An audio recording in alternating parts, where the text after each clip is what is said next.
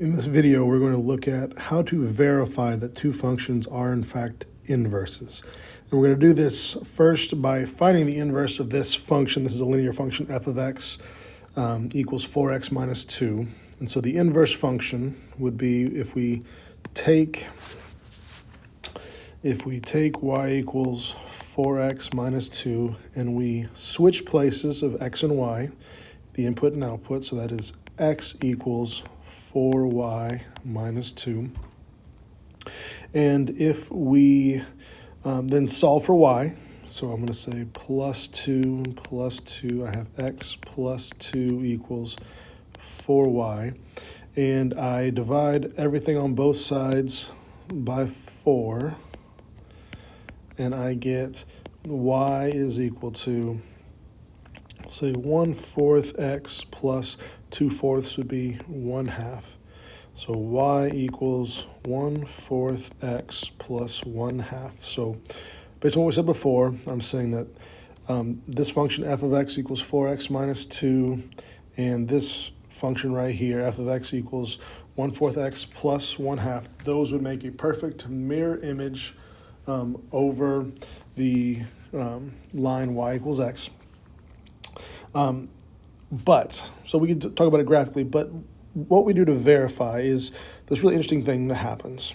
If you take your f function and plug into it f negative 1 of x, what comes out the other side?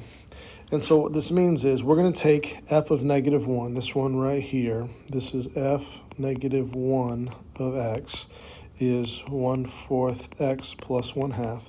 If we take that inverse function, f negative 1, and we plug it into, this means plug in that right there into the f function. If we plug this into where x is in the original, that's what this means, but something interesting happens. And so let's actually do that.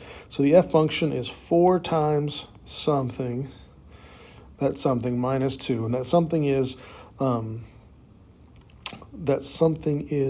the inverse function. So that's 1/4 x plus 1/2. And if I distribute this out, what I get is 4 times 1/4 x gives me just 1x, or x. And that's going to be half of 4, which is 2. And I have the minus 2 that I brought down right there.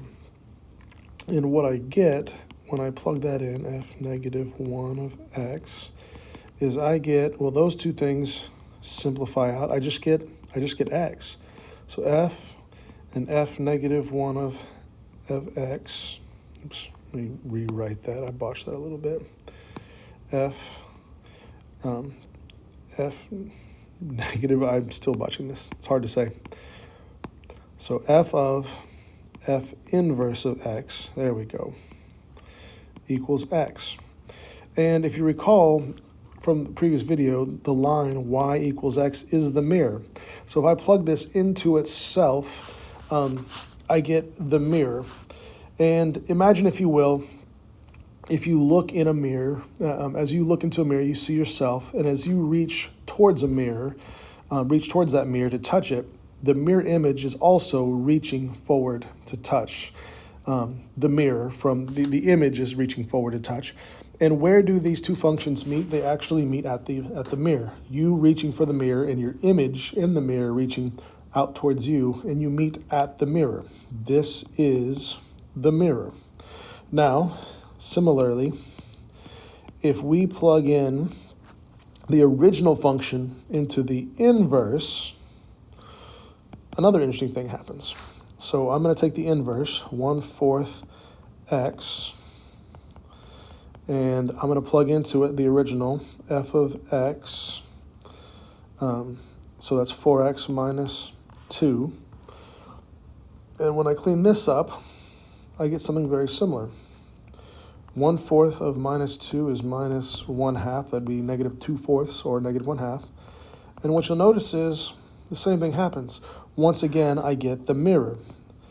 F inverse of f of x gives me x. Whenever you take a function and its inverse and plug the inverse into the function or plug the function into the inverse, you will get x. That is how you know that it is in fact the inverse, because those two functions, the original function and its inverse, will meet at the mirror, will meet at the line y equals x. So when you are asked to verify are two functions inverses or not, you can do one of two things. One, you can actually calculate the inverse, like what we did right here. We took our starting, oops, not what I meant to do. I meant to do that one. Our starting point and the inverse. You can see here we flipped and we flipped. You can do that, but there will be times when that is actually ugly and tedious, but you can always simply do what we did over here, which is f of f inverse of x or f inverse of f of x. You can check those and they will give you x. Now please do know that you have domain restrictions. You do have to pay attention to those. So you have to make sure that it is appropriate values for those. And so you may be asked that in the questions to verify that it equals x and any domain restrictions.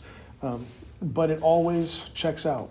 So your job in verifying functions is to calculate f of f inverse of x and f inverse of f of x and verify that in both cases you get x, the mirror. Now there are a few rare occasions where one of them might give you x and the other one may not.